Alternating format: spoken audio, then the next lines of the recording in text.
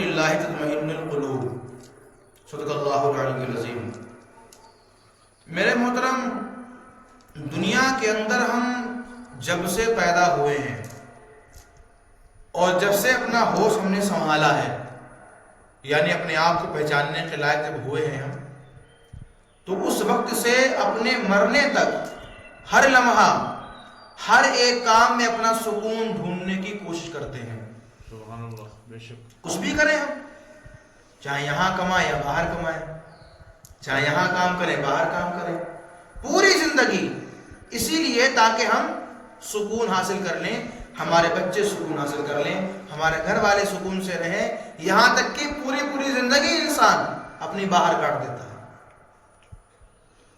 لیکن اگر سکون کی بات ہم کریں کہ سکون ہے کہاں، سکون ہے کہاں، لیکن یاد رکھو میرے محترم، مرد مومن کے لیے، جو مرد مومن ہوا کرتا ہے، مرد مومن کے لیے اگر سکون ہے تو رب کا قرآن خود فرماتا ہے الا بذکر اللہ تطمئن القلوب، اگر دلوں کو سکون پہنچانا چاہتے ہو تو وہ سکون اللہ کے ذکر سے پہنچے گا۔ سبحان اللہ، بے شک۔ پر جسم کو سکون پہنچانے کے لیے ہم نے گرم کپڑوں کا استعمال کیا، اپنے آپ کو نیند کا سکون پہنچانے کے لیے ہم نے گھر کے اندر طرح کے بستروں کا انتظام کیا، لیکن میرے محترم جس طرح سے جسم کو سکون پہنچانے کے لیے ہم کو ایک گھر کی ضرورت ہوتی ہے، گھر کے بعد بیڈ کی ضرورت ہے، رضائی کی ضرورت ہے، چادر کی ضرورت ہے، گرمی آئے تو پنکھے کی ضرورت ہے، ایسے ہی ایمان ہے، ایمان کو مکمل کرنے کے لیے ہمیں تقوی کی ضرورت ہے۔ بے شک، سبحان اللہ۔ جب تک ہمارا تقوی بلند نہیں ہوگا، تو یہ تقوی ہے کیا؟ یہ اللہ تعالیٰ کا ڈر ہے، تو دل میں ہمارے ہونا چاہیے۔ جس بندے کے اندر خدا کا خوف نہیں ہے، حقیقت تو یہی ہے کہ وہ انسان تو ہے لیکن وہ انسان مومن نہیں ہو سکتا ہے۔ انسان تو سبھی ہیں، انسان دنیا میں کم ہے کیا؟ طرح کا انسان پڑا ہے، خوبصورت سے خوبصورت کئی قسم کے انسان ہیں، لیکن بات انسانوں کی نہیں ہے، اللہ کی بارگاہ میں بات مقبولیت کی ہوتی ہے۔ جو انسان ایمان والا ہوگا اللہ کی بارگاہ میں وہی مقبول ہوگا۔ سبحان اللہ، بے شک۔ لیکن اس تقوی کے لیے ہم کو ضرورت ہے کہ اپنے جسم کو تکلیف میں بھی ڈالنا پڑے گا، اپنے آپ کو تھوڑا سا محسوس کرنے کے لیے اپنے اندر کی جو ایک آرام ہے ان آرام کو اللہ کے لیے قربان کرنا بھی پڑے گا۔ بات کو آپ سمجھو، یہ رمضان کا مبارک مہینہ ہے، اس میں سحری کے وقت کبھی ایسا ہوتا بندے کا من نہیں ہوتا ہوگا، ٹھنڈ کا موسم، بستر بھی گرم ہوگا، بستر بھی گرم ہوگا، ابھی اٹھیں گے ٹھنڈا ہو جائے گا معاملہ، اور پھر کھانے کا بھی دل نہیں ہوتا ہے۔ یہ حقیقت ہے، جو چیزیں آپ دن میں کھا لو گے، یعنی جو چیزیں آپ دن میں پہلے کھایا کرتے، وہی چیزیں جب سحری کے ٹائم آپ کھائیں گے تو نہ تو اتنا ذائقہ آپ کو محسوس ہو رہا ہے، کیونکہ اس لیے آپ کا دل نہیں چاہ رہا ہے، لیکن پھر بھی آپ کھا رہے ہو۔ اور میرے محترم، ہمارے پیارے صحابہ کرام نبی کے مقدس ساتھی فرماتے ہیں کہ سحری کرو، یہ میرے آقا کی سنت ہے۔ سبحان اللہ۔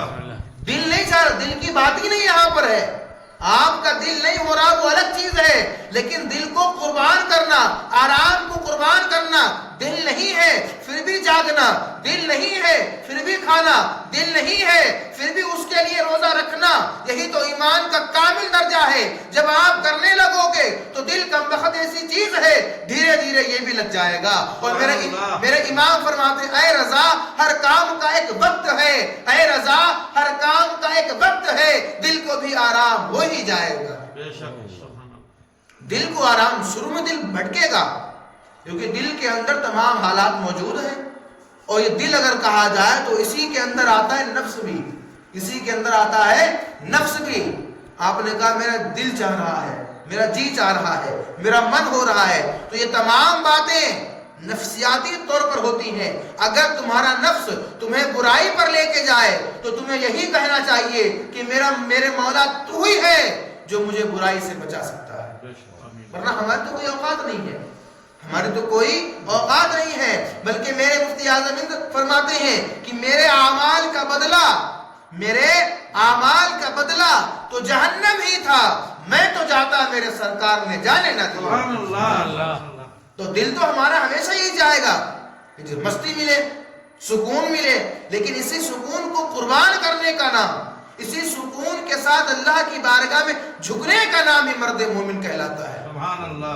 میں آپ کو بتاؤں، دنیا کے اندر ہم ہی نہیں آئے ہیں، ہم سے پہلے ہزاروں سال ہو چکی دنیا کو بسے ہوئے، بلکہ یہ کہا جائے ہمارے آخری نبی اور ہمارے اول نبی، سبحان اللہ۔ ہمارے آخری نبی، ہمارے اول نبی، جس کے بارے میں اقبال کہتا ہے نگاہ عشق و مستی میں وہی اول وہی آخر، سبحان اللہ۔ نگاہ عشق و مستی میں وہی اول وہی آخر، وہی قرآن وہی فرقان وہی تاسی وہی طہ، سبحان اللہ۔ وہی یاسی وہی طہ۔ تو میرے محترم غور کرنے کی بات ہے، ہمارے نبی دنیا میں آئے آخری نبی بن کر، جن کے بعد اب کوئی نیا نبی نہیں آئے گا، تو پتہ یہ چلا اللہ کے نبی کا آنا یہ سب سے بڑی دلیل ہے کہ اب ہمارے بعد کوئی نبی نہیں، ہمارے بعد جو ہے وہ قیامت ہی ہے۔ سبحان اللہ۔ ہم معاملہ مکمل نہیں یہاں سے، اب تو کچھ نیا معاملہ نہیں ہوگا، تو اب جتنا کر پاتے ہو میرے محترم، اللہ کی بارگاہ میں ہم سجدہ ریز ہو جائیں، اللہ کی بارگاہ میں اس کی تسبیح و تہلیل بیان کریں، جو دل چاہے وہ نہ کریں، جو میرے مولا نے چاہا ہم وہ کریں۔ بے شک۔ سبحان اللہ۔ آج آپ حالات دیکھیں، وبائیں تو اسی کا نام ہے نا، ذرا ٹھنڈ بڑھ گئی، ذرا سی موسم تبدیل ہو گیا، دیکھو ہمارا حال کیا ہے۔ تو اسلام اس کا نام تھوڑی ہے کہ جب آسانی ہو تب بھاگے آ جاؤ، اس کا نام نہیں، ہم نے سوچ رکھا ہے ایسا، یہ حقیقت نہیں ہے کہ ہم نے اپنی آسانی کے لیے دین کو بنا رکھا ہے کہ ہمیں آسانی ملے، اور قوم کو ایک جملہ مل جائے نا آسانی کا، پھر وہ 10 جملے اپنے آپ جوڑ لیتی ہے کہ ارے ہمیں تو آسانی مل گئی۔ میرے محترم یاد رکھو، انہی آسانی کی بنا پر انسان ایسا ہو جاتا ہے دھیرے دھیرے لا علمی کی بنا پر وہ کفر کی حد کو بھی پار کر چکا ہوتا ہے۔ بے شک۔ کیونکہ اس لیے اسلام جو ہمیں سکھاتا ہے اس میں کوئی بھی کہیں سے بھی ذرہ برابر برائی ہے ہی نہیں۔ اگر آپ کی جان کا خطرہ ہے، اگر آپ کی جان کا خطرہ ہے کہ جسم میں ایسی بیماری ہے کہ اگر چل کے آئیں گے وہ بیماری زیادہ بڑھ جائے گی جو ہلاکت کا سبب بن جائے گی، یا کوئی دشمن باہر انتظار کر رہا ہے کہ اگر باہر آؤ گے دشمن مار دے گا، یا تیز آندھی ہے یا تیز طوفان ہے یا ایسی بارش ہے جو بہت زیادہ خطرناک ہے، تو ان حالاتوں میں تو چھوٹ ہے کہ آپ اپنے گھر کے اندر نماز پڑھ لیں، ان حالاتوں میں چھوٹ ہے۔ لیکن یاد رکھو میرے مسلمان بھائیوں، جو ہم نے اسلام کو نئے طریقے سے اپنے مرضی کے مطابق بنا رکھا ہے، ہمیں اس کے بارے میں حشر میں جواب دینا ہوگا۔ یہ ہمارا کام نہیں چلے گا کہ صاحب ہم تو پہاڑی کے لوگ ہیں، ہم تو پہاڑیوں میں رہتے ہیں۔ میرا مولا کہے گا تم تنہا پہاڑیوں پیدا نہیں ہوئے تھے، تم سے پہلے نبی کے صحابہ بھی ہیں جو کہیں جبل پہاڑی پہ رہا کرتے، کہیں پہاڑی پر رہا کرتے، لیکن جب اللہ کا فرمان کا ٹائم ہوتا، نماز کا ٹائم ہوتا، تو اپنے کاموں کو چھوڑ کر پہلا نمبر یہ تھا وہ اللہ کی بارگاہ میں آ کر سر جھکاتے۔ سبحان اللہ۔ سبحان اللہ۔ تبھی تو ان کے رتبے بلند ہوئے، تبھی تو ان کا مقام بلند ہوا۔ ربڑی کھانے کا نام اسلام تھوڑی ہے کہ ابھی ربڑی یہاں پر بٹنے لگے، ارے ہزاروں آ جائے گا، ختم دیکھو ماشاءاللہ کروا کے، مرغا کھانے سنی آ جائے گا، بکرا کھانے سنی آ جائے گا۔ سنی کے اندر یہ تو بہت ہے، بلکہ یہ کہا جائے سنی اپنے آپ کو بدنام کرنے کے لیے ہر وہ کام کرے گا کہ غیر اس کے لیے یہ کہے کہ ہاں دیکھو یہ ایسا کام کرتے ہیں۔ اس کا نام سنیت ہم نے رکھ رکھا ہے، اس کا نام سنیت نہیں ہے۔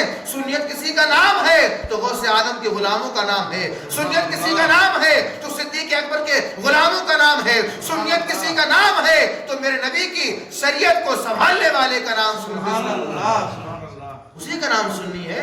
امام اعظم کے بارے میں پڑھو، غوث اعظم کے بارے میں پڑھو، خواجہ غریب نواز کے بارے میں پڑھو، تب آپ کو معلوم چلے گا یہ وہ لوگ ہیں جن لوگوں نے دنیا حاصل کرنے کے لیے نہیں، مسلم کھانے کے لیے نہیں، بکرے مرغے توڑنے کے لیے نہیں، بلکہ اگر دنیا میں کام کیے ہیں تو اللہ رسول کو راضی کرنے کے لیے کیے۔ سبحان اللہ۔ بے شک۔ ان کے لیے کوئی چودھری ناراض ہوتا ہو جائے، کوئی منتری ناراض ہوتا ہے ہو جائے، ان کا تقویٰ یہی تھا بس میرا مولا مجھ سے ناراض نہ ہونے پائے۔ سبحان اللہ۔ بے شک۔ ہم مولا کو منانے کے لیے آئے، ہم مولا کو منائیں، حساب چودھری کو نہیں دینا ہے، حساب منتری کو نہیں دینا ہے میرے محترم، حساب وحدہ لا شریک کو دینا ہے۔ تو جس کو حساب دینا ہے تو راضی بھی اسی ذات کو کرنی